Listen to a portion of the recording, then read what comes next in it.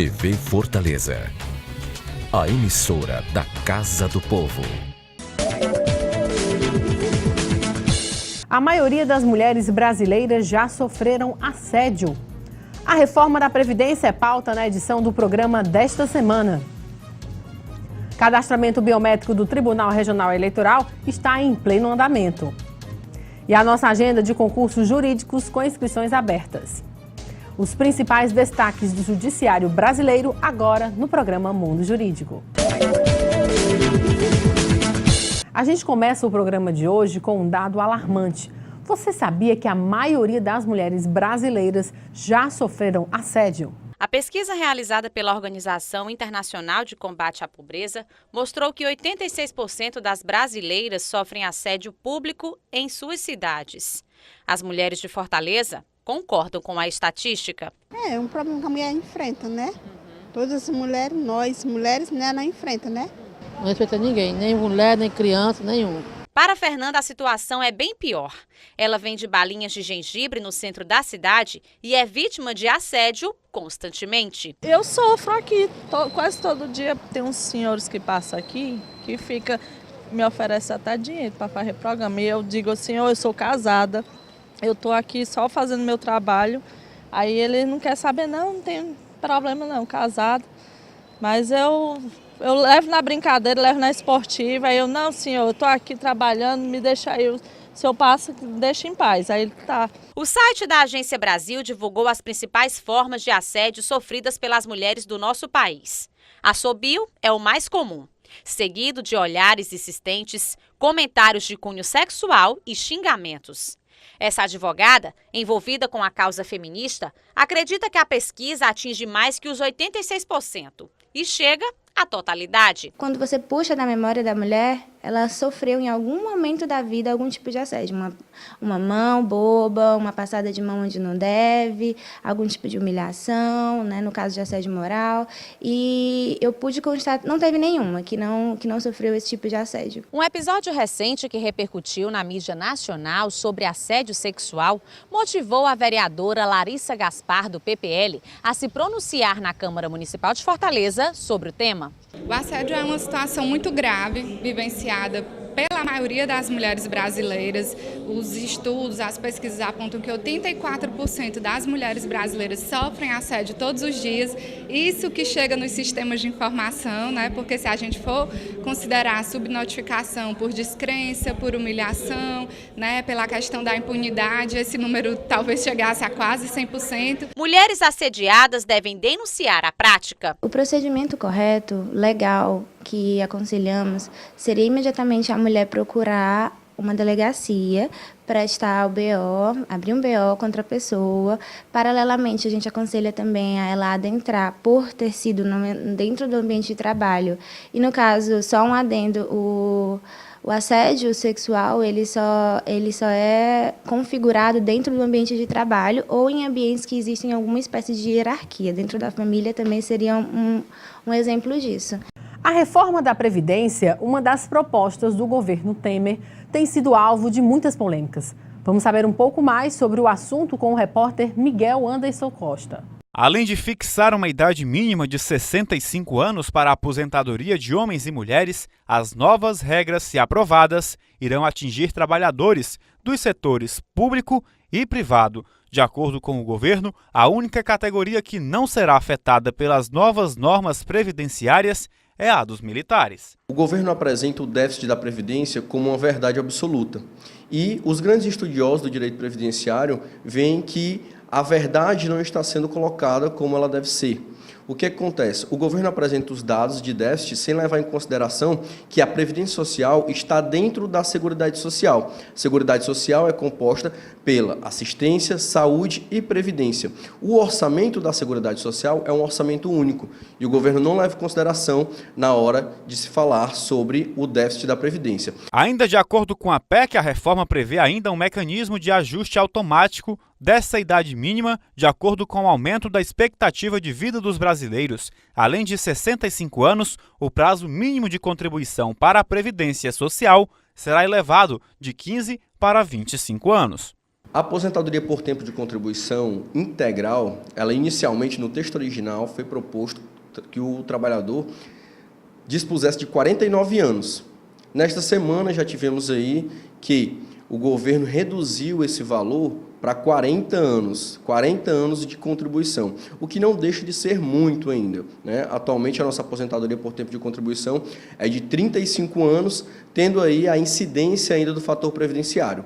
No entanto, tanto essa proposta de 49 anos de trabalho integral, como a proposta de redução de 40 anos, ainda é um valor altamente significativo, altamente elevado, tendo em vista que a maior parte da população brasileira trabalha de forma braçal e continuar trabalhando, chegar na idade de 65 anos, trabalhando na atividade braçal, requer aí muita saúde, na verdade, do trabalhador. O governo propõe criar ainda regras de transição para homens com mais de 50 anos e para mulheres com mais de 45 anos. Pela regra, haverá um pedágio de 50% do tempo de contribuição em relação à regra atual, a Fórmula 8595, que fixa a idade de acesso à aposentadoria com base na soma da idade com o tempo de contribuição. Essa regra 8595, ela veio com o objetivo de dar opção para o trabalhador que, atingindo esses requisitos, no caso do homem de 35 anos de contribuição e tendo aí a idade, né, fazendo a somatória, na verdade, da idade com o tempo de contribuição, somando 95 pontos, desde que tenha 35 anos de contribuição, que ele pudesse optar pela não incidência do fator previdenciário. O fator previdenciário, ele tem a finalidade de diminuir o valor da renda mensal inicial. Ou seja, o fator previdenciário ele vai levar em consideração a idade, a expectativa de sobrevida e o tempo de contribuição. É uma fórmula que é feita.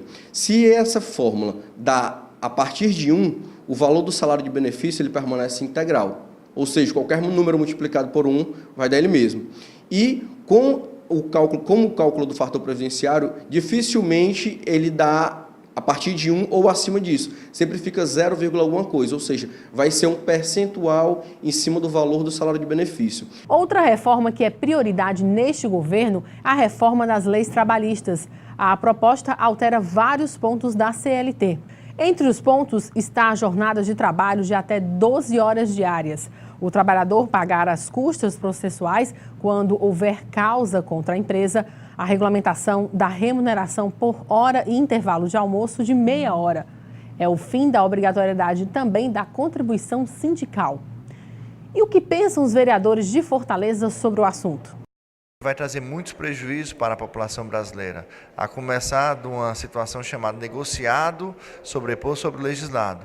Apesar disso já existir, a proposta para que isso sobreponha, inclusive a CLT, é um dos grandes problemas aí que tem, que vai reduzir, vai tirar e vai colocar duas situações, de dois polos diferentes, um fragilizado, que é o trabalhador, e o outro com a força do poder, que é o empregador, e com uma situação de desemprego muito grande no país, nós vamos ter uma situação de desproporcionalidade nessa negociação. Outra questão que está sendo autorizada aí nessa reforma trabalhista, que a gestante possa trabalhar em atividades que gerem risco. Ah, mas vai ter um laudo médico que o médico vai atestar. Tá certo, mas você abre a possibilidade da gestante poder trabalhar ali naquela situação em risco. Eu considero tanto a reforma da Previdência quanto a reforma trabalhista dois grandes atentados contra o povo brasileiro. A reforma trabalhista ela vem enfraquecer sobremaneira a CLT ao retirar muitos direitos dos trabalhadores, sobretudo no que diz respeito às negociações, fora uma outra série de direitos que estão ameaçados com relação à jornada de trabalho, com relação a uma série de garantias que foram duramente conquistadas com muita luta pelo povo brasileiro. A gente sabe que reforma tem que haver, mas não do jeito que está posta. Do jeito que está posta é uma agressão, é um massacre com o funcionalismo, com as pessoas. A primeira coisa mais importante que a gente tem que dizer sobre essas duas reformas é que elas estão retirando direitos dos trabalhadores. Certo? Sim, sob todo o ponto de vista, sob qualquer justificativa que o governo tenha, é importante que o governo também admite, há uma retirada de direitos. Então nós, como trabalhadores, aí eu me incluo nisso, como trabalhador, nós precisamos ir às ruas protestar contra Não é possível que essa conta que o governo federal criou, que a corrupção criou, que a má gestão criou, seja paga pelo povo trabalhador. Captar recursos para o Fundo Municipal de Defesa dos Direitos da Criança e do Adolescente.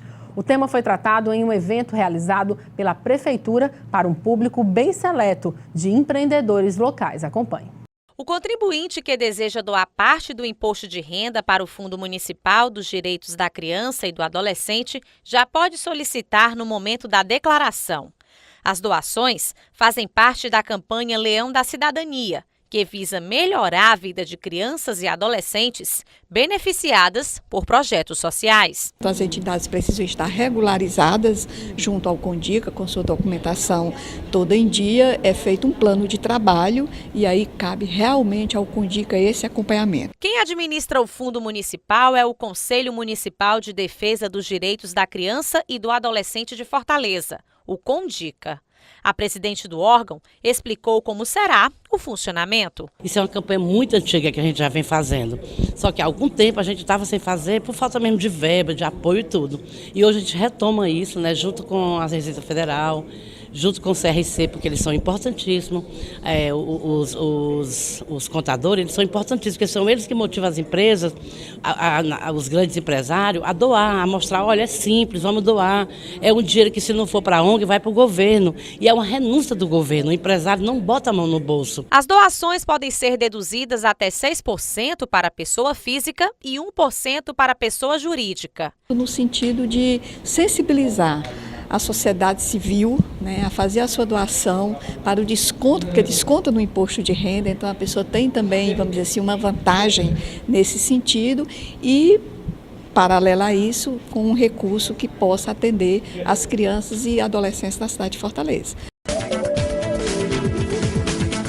Criar ambientes confortáveis, harmônicos, organizados e, ao mesmo tempo, eficientes para reforçar o impacto da marca é um dos grandes objetivos da arquitetura corporativa. E para falar sobre a importância da arquitetura de interiores nos escritórios de advocacia, nós conversamos agora com o arquiteto Elias Petruccio, sócio proprietário do escritório de arquitetura que leva o seu nome. Elias, é um prazer tê-lo aqui em nosso estúdio. Muito obrigado, é um prazer imenso a gente estar podendo esclarecer alguns itens da arquitetura de interiores. Elias, hoje com as inúmeras opções de materiais, tecnologias e também equipamentos, se tornou possível criar ambientações cheias de personalidade, não é verdade? Exatamente. Hoje o papel de você, para você poder personalizar o seu espaço de acordo com o seu público-alvo, ele é muito importante, né? Então, assim, hoje a gama de materiais, né, as formas de padronagem, né, do seu espaço, né, como forma de agregar valor ao seu produto, é extremamente importante. Hoje a gama de materiais nos permite fazer essa arquitetura altamente personalizada para cada, seja ela escritório, corporativa, né, a gente consegue. E todas essas qualidades devem ser sempre valorizadas em um projeto, né? Mas sem que tudo ela se sobreponha à funcionalidade e ao conforto, não é verdade? Exatamente. A importância de começarmos pelo início da funcionalidade, de como você pretende, entendeu, organizar aquele espaço, entendeu? Então ele passa desde uma necessidade funcional até chegar à sua necessidade belo, né, de beleza, a sua necessidade de conforto agradável com aquele direcionamento que você quer dar de acordo com a sua marca, né, da sua empresa. Eu gostaria que você destacasse aqui para os nossos telespectadores, que muitos deles não são da área, são do meio jurídico, o que significa realmente a arquitetura de interior, né? A que se propõe a arquitetura de interior? Pronto. De início nós temos a necessidade, então assim, falando de uma necessidade de escritório, vamos lançar essa proposta assim, e aí você tem uma necessidade física de um planejamento, né? Então qual é a grande sacada? Seria você trabalhar uma necessidade de pontos iniciais da sua dificuldade, né? E com isso você conseguir fazer um planejamento. Então, como é que funciona no início? Eu chego até o cliente E aí a gente tem um brief do que ele precisa realmente. Esse é o primeiro passo. Esse é o primeiro passo. Certo. Então, com isso, a gente faz uma adequação do seu programa de necessidade, quais são as suas necessidades, desde físicas até onde você quer chegar, como a sua marca vai representar, e a gente vai trabalhando até chegar no programa de necessidades, ou no estudo preliminar, né, da proposta.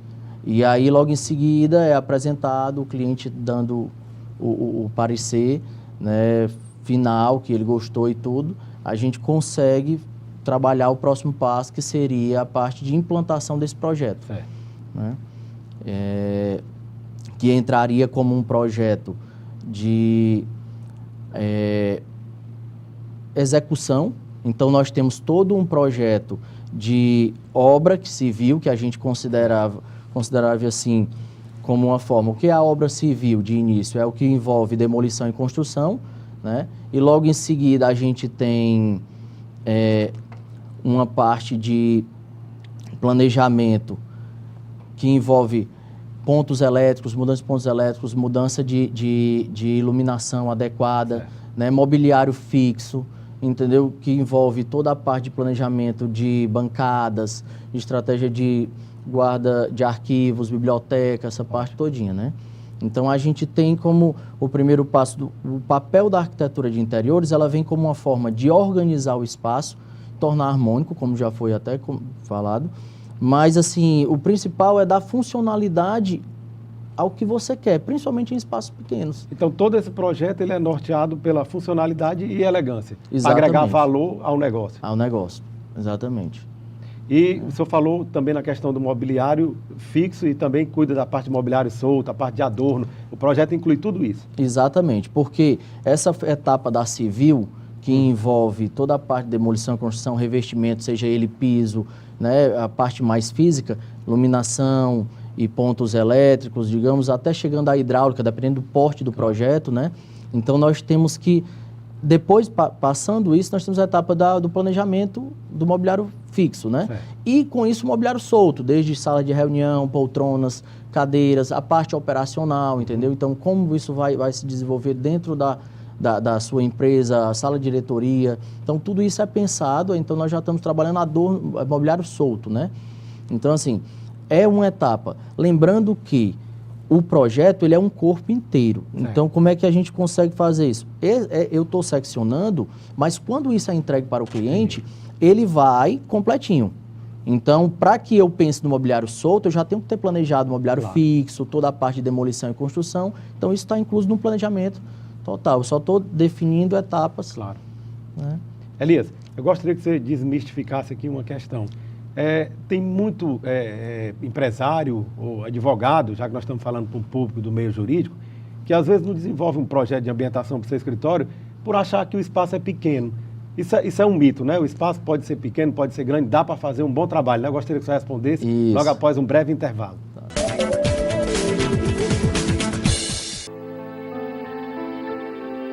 A cada 2 minutos, 5 mulheres são agredidas no Brasil. E de cada 100 mulheres assassinadas, 70 foram mortas por seus companheiros ou ex-companheiros. Violência contra a mulher é crime. Denuncie. O Ministério Público quer ajudar você. Ligue 180. Procure a promotoria de justiça mais próxima.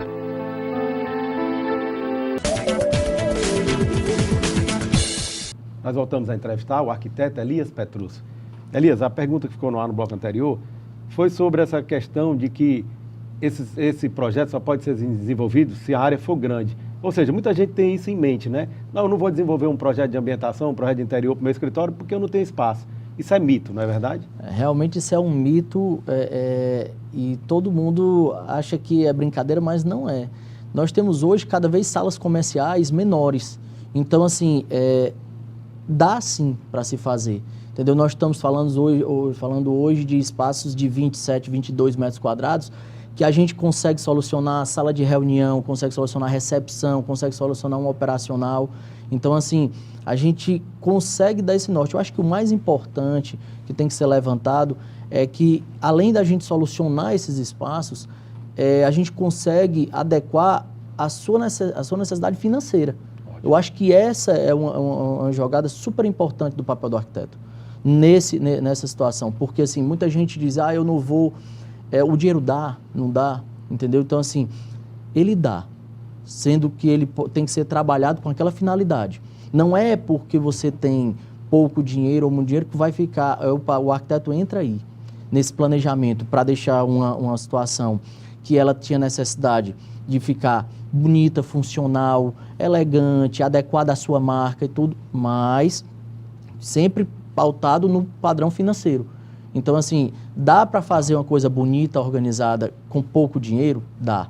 E ficar elegante. E dá para fazer muito bonito com um dinheiro adequado, né? Essa informação, inclusive, é muito importante para os jovens advogados, né? Os advogados em início de carreira, que muitas vezes eles acham que a principal dificuldade vai ser montar o escritório. E pelo que você falou, você consegue adequar dentro dos limites financeiros, né? Exatamente. Principalmente para quem está em início de carreira, é muito importante isso. A necessidade do arquiteto para esse início. Porque todo mundo imagina assim, eu estou iniciando, então eu não preciso, é caro, é uma mão de obra que quando eu tiver melhor, né, eu vou providenciá-la. Mas é esse a hora. O importante é agora, porque cada centavo ele é importante, entendeu? Nesse momento. Então, quando ele é planejado, desde um ponto adequado de elétrica, desde um adorno específico comprado, então isso vai fazer diferença, e principalmente no início da carreira. Com certeza. Né? Então, eu acho que é uma situação a se pensar como investimento, sim, sabe? É uma proposta, se você botar no montante geral, o projeto, ele sai em 5%, entendeu? Do valor que você vai gastar na obra, de 5% a 10%, dependendo do porte da obra e do padrão da obra. Então, isso é bem acessível, eu acredito. E super importante, porque é do projeto que sai todo o planejamento. E esse acompanhamento acaba evitando um desperdício, porque às vezes você não contrata um profissional, monta o escritório e acha que fez um belo escritório, né, e você não está conseguindo atender o seu objetivo. Exato, porque é o seguinte, o nosso papel é adequar exatamente a sua necessidade real à questão do espaço. Então, assim, a que público você se propõe, né? O que sua marca vai falar? Então, assim, o nosso papel, além de tornar o espaço funcional, elegante, aconchegante, um espaço que, inclusive, até para os colaboradores, entendeu? Se tornar algo atraente de se trabalhar, não só pelo mérito do escritório, mas pelo espaço, pela qualidade de trabalho. Claro. Né? Isso é importante. Eu gostaria que o senhor destacasse um ponto importante também, o que é que significa, o que representa, qual a importância do projeto, né, da ambientação de um escritório para o público-alvo? Isso é super importante. Nós podemos analisar, principalmente na área do direito, que nós temos várias linhas de trabalho. Então, nós temos o advogado que ele trabalha em várias situações. E dependendo do seu público-alvo, você precisa ter um escritório mais funcional. Entendi. Dependendo do seu público-alvo, você precisa ter um escritório mais, como é que eu posso falar, mais elegante, de um nível de elegância, porque isso aí você trabalha diretamente para o público-alvo. Isso agrega valor diretamente. Entendi. Esse valor ele é agregado desde um adorno que você coloca, desde uma poltrona, desde uma situação que você faça para tornar aquele espaço mais agradável ao seu cliente, até o que ele precisa. Então, assim, é algo que, com esse planejamento, não estou dizendo que ele é o crucial, claro, mas ele vai alavancar, com certeza, de verdade ao seu planejamento. Tem um significado. Né? Eu gostaria que o senhor também ressaltasse aqui para os nossos telespectadores a importância, né, de que todas essas etapas de um projeto sejam acompanhadas por um profissional responsável, não é verdade? Isso. Hoje, o nosso Conselho de Arquitetura e Urbanismo, ele vem trabalhando muito nessa questão de como a gente explanar isso para os nossos clientes. Claro. A necessidade de você estar com um profissional, entendeu? Capacitado, regulamentado, Porque assim, todo mundo imagina, é só uma pequena obra, qualquer danos naquele, principalmente hoje aqui na cidade de Fortaleza, e hoje isso está se expandindo para o Nordeste inteiro, interior inteiro. Claro. São salas comerciais, são prédios comerciais, e qualquer danos em estrutura, entendeu? Elétrica, hidráulica, essa parte todinha, que não tenha um responsável técnico sobre essa área, e principalmente o arquiteto, ele é muito responsável por isso. Né? Então, assim, procure saber se seu profissional ele é um profissional registrado, se ele é um profissional que ele é capaz de se responsabilizar por aquela obra. Porque muitas vezes, por se tratar de arquitetura de interiores, você só vê o gabarito do que ele já fez em termos de ambientação. E às vezes essa ambientação ela passa só pela decoração. Ela não passa pela obra civil, por estrutura, que é a parte física, elétrica, luminotécnica, certo. Que isso pode gerar um dano grande à estrutura da edificação. E isso é muito sério em relação aos responsáveis em relação a essa obra, porque vai desde o gestor, síndico ou não, da edificação, né, ao proprietário e ao profissional. Né? Então, assim, exija do seu profissional, cadê isso? Claro. Né? Você tirou a RT do meu projeto, que RT significa RRT, Registro de Responsabilidade Técnica. Né? E precisa fazer para a arquitetura de interiores? Precisa, entendeu? Porque lá nós estamos trabalhando direto. Eu acredito que precisa mais, porque você está envolvendo, entendeu? Uma gama grande de pessoas. Então, são salas comerciais, são várias salas, e aqui fica um ponto a se levar muito a sério em relação a isso, ao profissional registrado, a um profissional capaz de se responsabilizar pelaquela obra. Qual mensagem o senhor deixaria para os nossos telespectadores, tendo em vista que nós temos um público bem eclético, desde o advogado que já tem escritório consolidado, ao advogado que está aí tentando montar o seu escritório? Qual mensagem o senhor gostaria de deixar para esses telespectadores?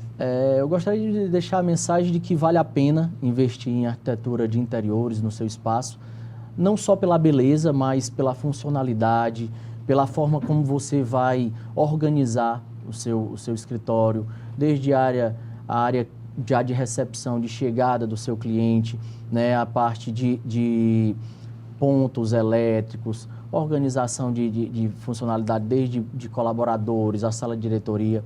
Então, assim, a importância de como você vai trabalhar todo esse planejamento em prol da sua marca, em prol do que você já luta no dia a dia.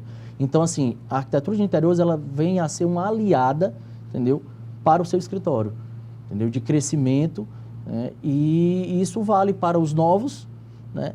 E para quem já é consolidado, mais do que nunca a necessidade de você se posicionar através daquela linha de pensamento que a sua marca tenta afirmar no mercado. Elias, infelizmente nós estamos chegando ao final da nossa entrevista. Eu que agradeço. O tempo realmente voou. O programa Mundo Jurídico agradece a sua presença e abre agora espaço para as suas considerações finais. Eu que agradeço ao programa a oportunidade de estar aqui esclarecendo um pouco. Espero que tenha colaborado, né, para todos, desde o que é a arquitetura de interiores, a sua necessidade.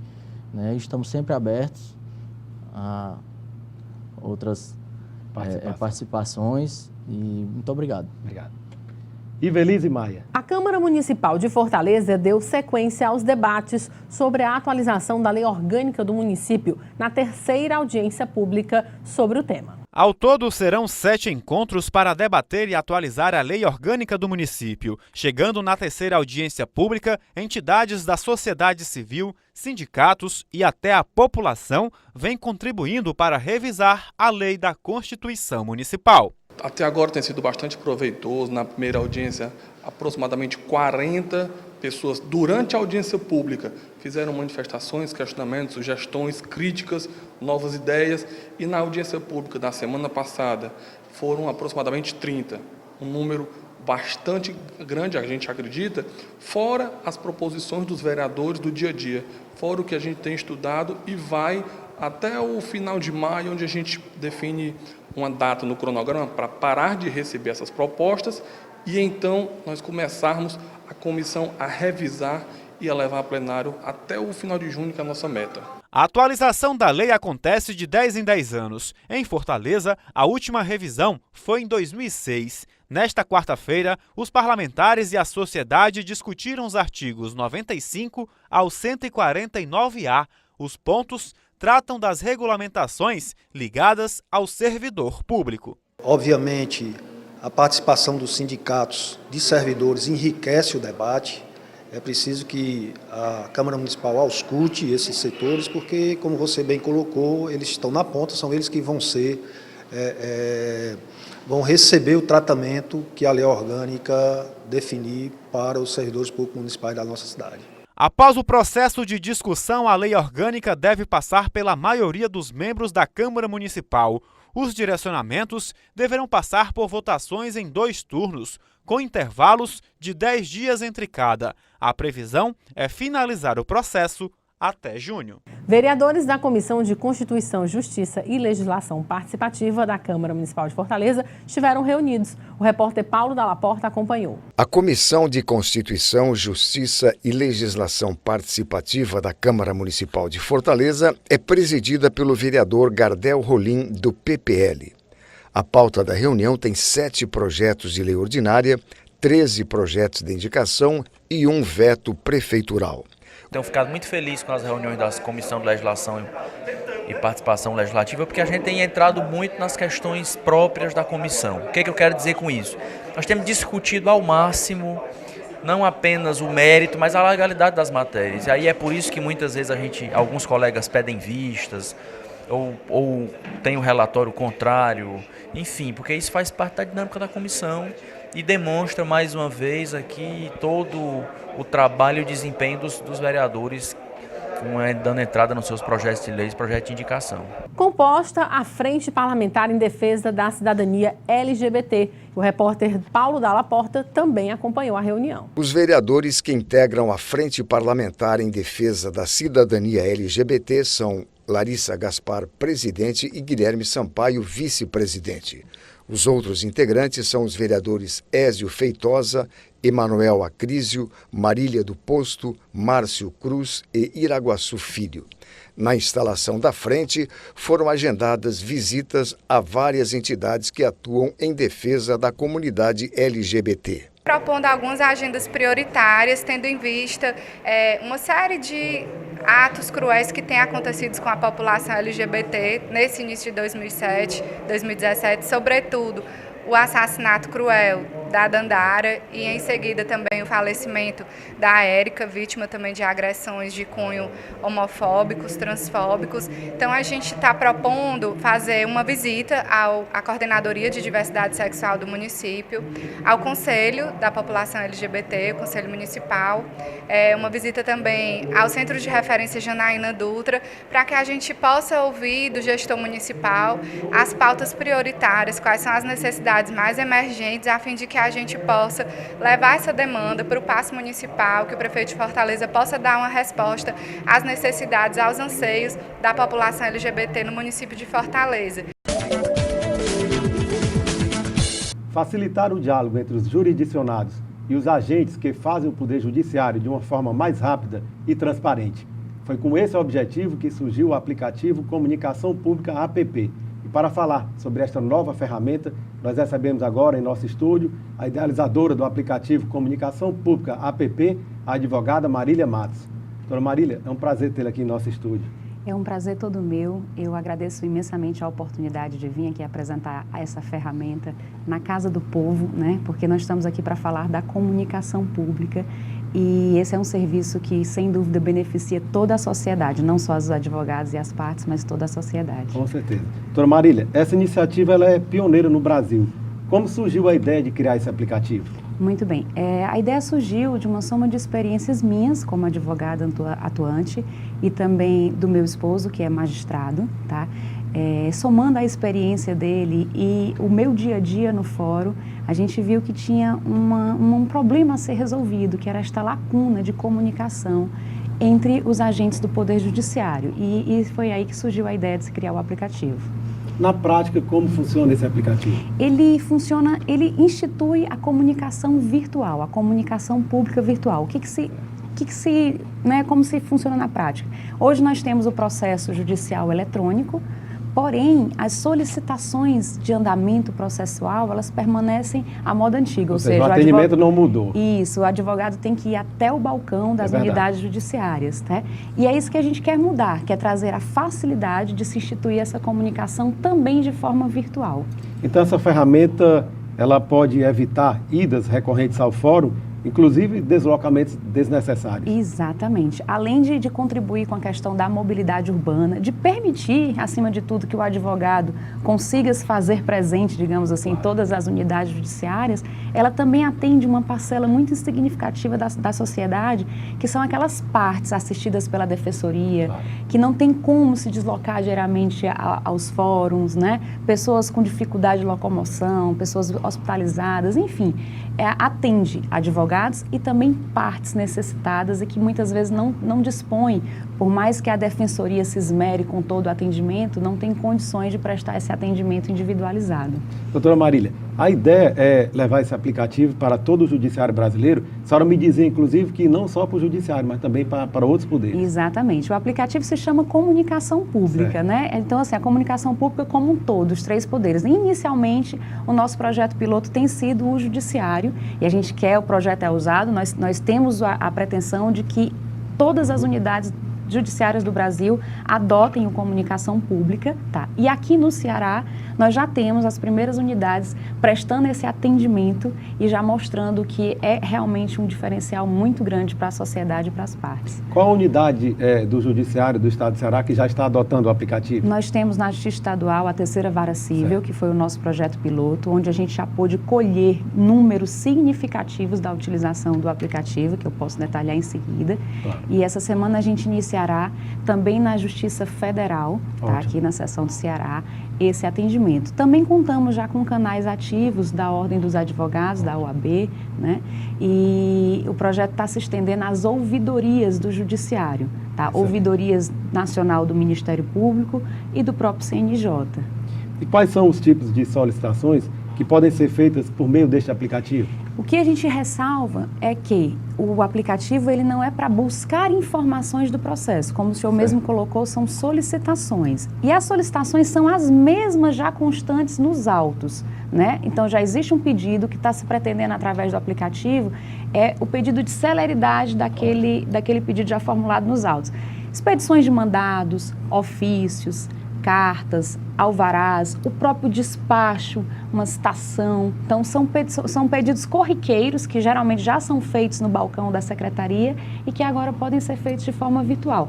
O aplicativo ele não se destina à formalização de nenhum ato processual em si, tá? Isso precisaria de uma, digamos assim, formalização maior para o meio do CNJ. Mas o atendimento básico, que hoje já é prestado no balcão, ele pode ser prestado por telefone, por e-mail e agora por meio de um aplicativo que te promove a transparência pública das solicitações, né? Então, eu vou detalhar como que ele funciona. As pessoas, ao fazerem a utilização do aplicativo, fazem suas solicitações de forma transparente e pública. Muito bom. O aplicativo, inclusive, dispõe também de um chat. Eu gostaria que a senhora explicasse como funciona esse chat e se ele também pode ser utilizado para ampliar a rede de network. Mas eu gostaria que a senhora falasse logo após um breve intervalo. Pois não.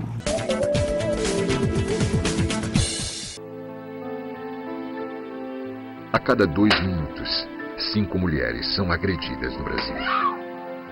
E de cada 100 mulheres assassinadas, 70 foram mortas por seus companheiros ou ex-companheiros.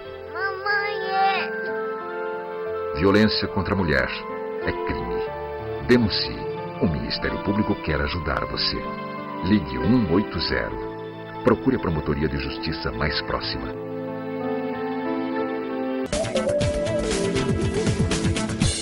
Nós voltamos a entrevistar a advogada Marília Matos, idealizadora do aplicativo Comunicação Pública APP. Doutora Marília, a pergunta que ficou no ar no bloco anterior foi sobre um chat que está agregado a esse aplicativo. De que forma funciona esse chat e ele pode ser utilizado também para networking? Sim. O usuário, ao se cadastrar no aplicativo, que eu já ressalto que ele é gratuito e já está disponível nas lojas, tá? ele vai se deparar com a lista dos canais, que são os canais de comunicação já ativos, né? E lá ele vai encontrar o canal de comunicação da 15ª Vara de Família, da 3ª Vara Civil de Fortaleza, da 1ª Vara Federal, e ele escolhe qual canal ele quer participar. É um grupo aberto, você não precisa de convite para entrar, nem precisa dispor nem saber do telefone celular. Então, ele escolhe participar. Lá ele vai encontrar esse chat, que na verdade é um feed público, né? Onde as solicitações estão sendo feitas, né? As pessoas vão solicitando e um servidor, um administrador do canal vai anotando e registrando que aquelas solicitações estão sendo providenciadas, né? Ou anotadas. Então, esse chat, como eu falei, é um feed público.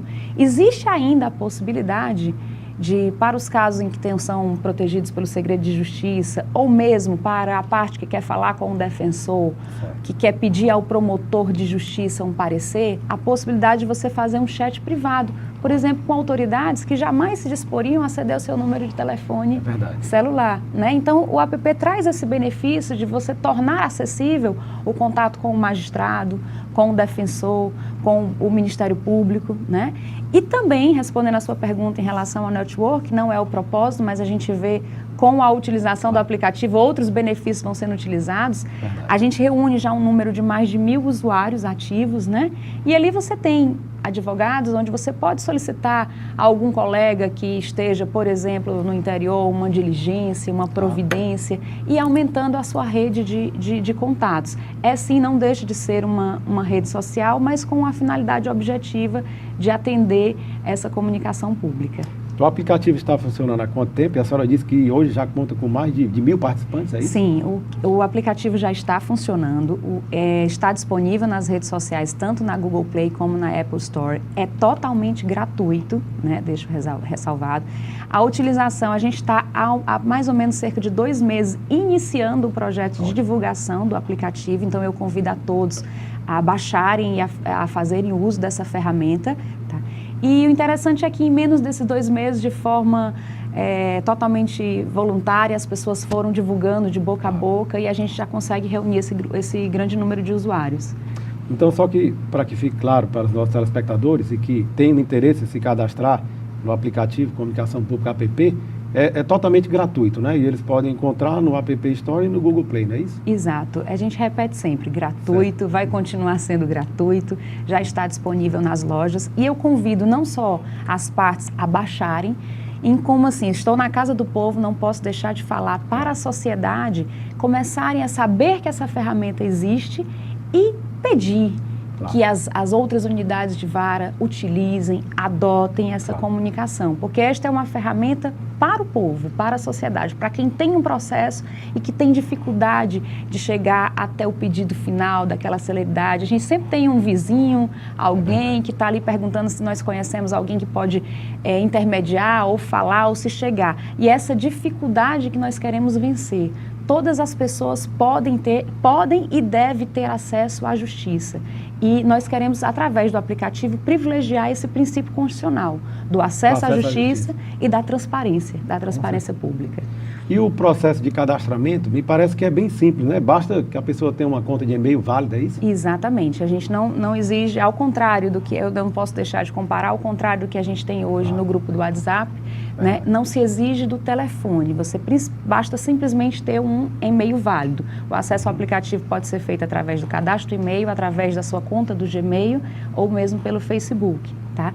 E uma vez como usuário, você pode, como eu falei, interagir com todas as pessoas que já estão participando, todos os outros usuários. E a senhora tocou num ponto importantíssimo, que é do princípio do acesso à justiça ou da inafastabilidade da prestação jurisdicional. Perfeito. Então, quais são as suas expectativas aí futuras com esse aplicativo? A nossa expectativa, como eu bem falei, nós já colhemos números significativos dessa utilização. Os benefícios para as partes, para advogados, acho que são claros, né? A facilidade de acessar.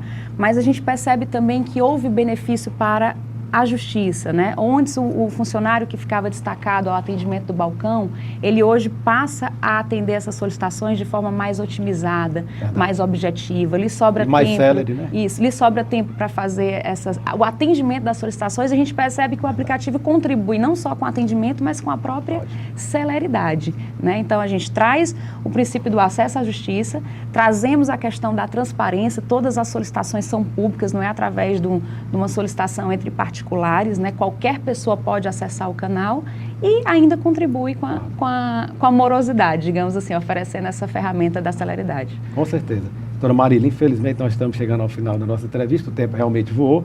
O programa Mundo Jurídico agradece a sua presença e parabeniza pela brilhante iniciativa e abre espaço agora para as suas considerações finais. Eu que agradeço mais uma vez a oportunidade e como consideração final eu reinovo o meu convite à sociedade para que saiba da existência dessa ferramenta, divulgue, cobre das unidades judiciárias da sua comarca, do seu estado, a adoção de um canal que facilite realmente a comunicação.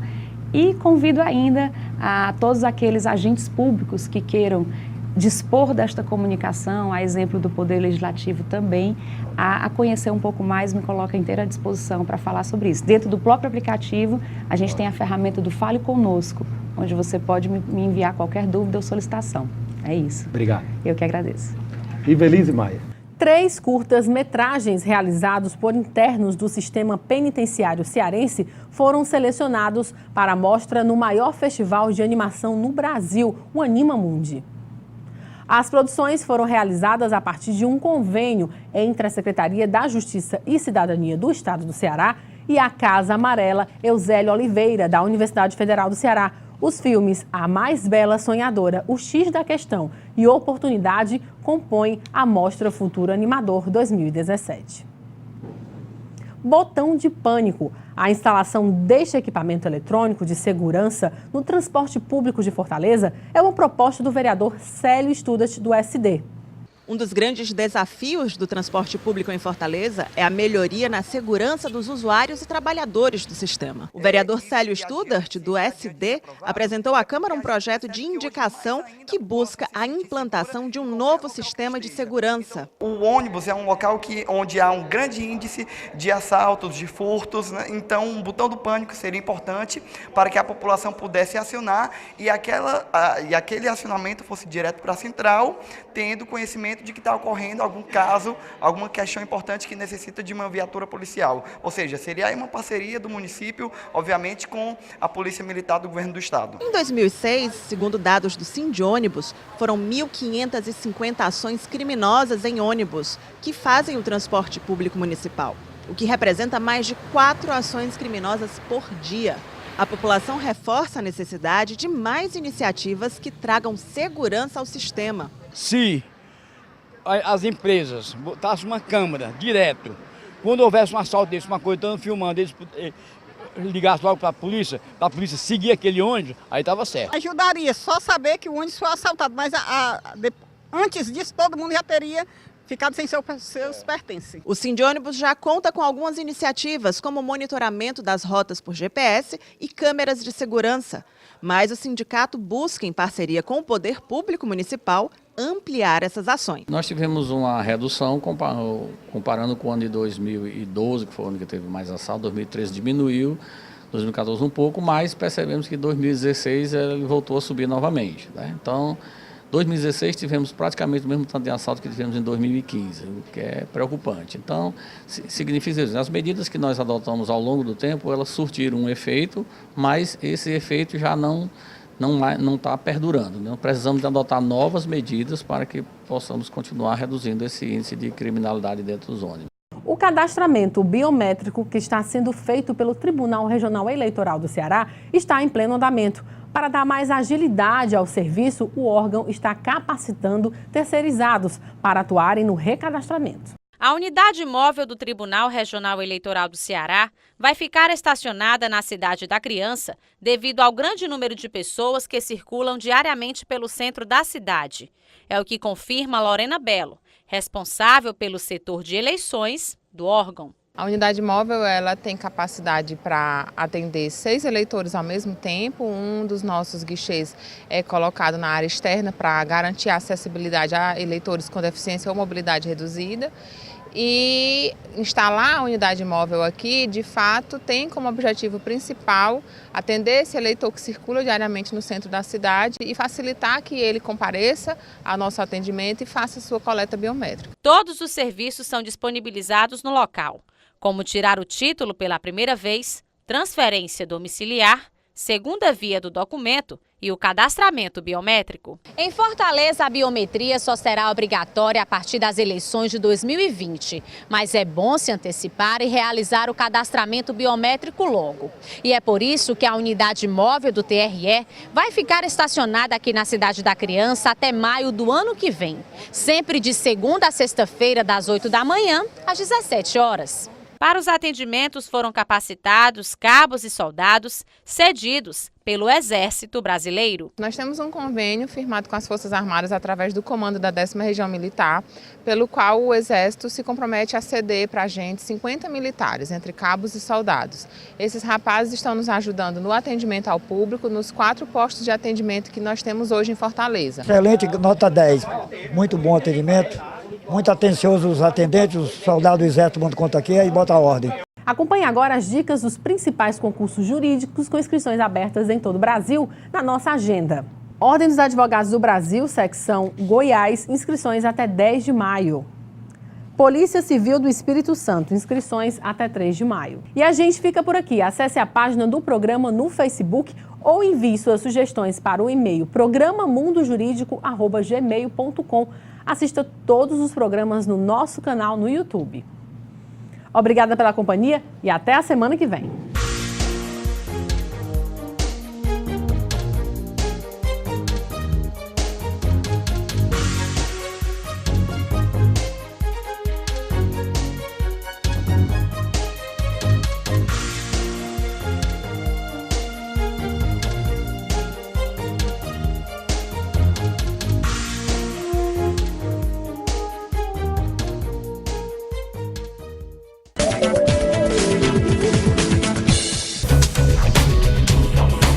TV Fortaleza, a emissora da Casa do Povo.